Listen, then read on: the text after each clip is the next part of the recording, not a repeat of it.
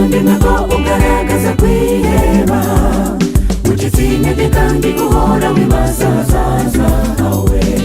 Sigaho wikomeza gukangwa n'imyambi y'umubisha, ukomeze wizere imbaraga y'umwami uzanesha. Ijwi ry'Uwiteka rikomeza guhamagara,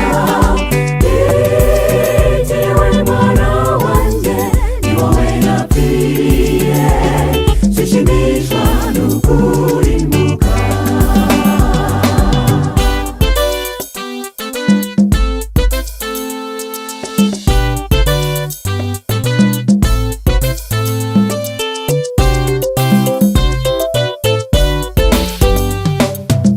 Ikomeye Satani akoresha mu bizera, tugutwereka ibyaha tukoze ko bitazababarirwa.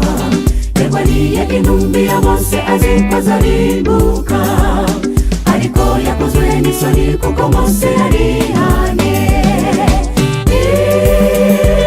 Ijwi ry'Uwiteka rikomeza guhamagara, itiwe mwana wanjye ni wowe napfiriye, sishimishwa n'ukurimbuka.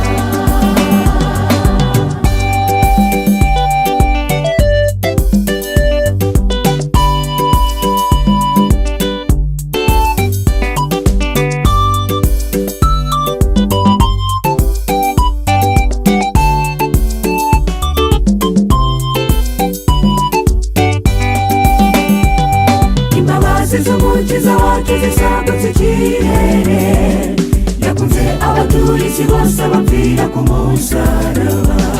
Nyamara ntiwibeshye ngo wibwire ko Imana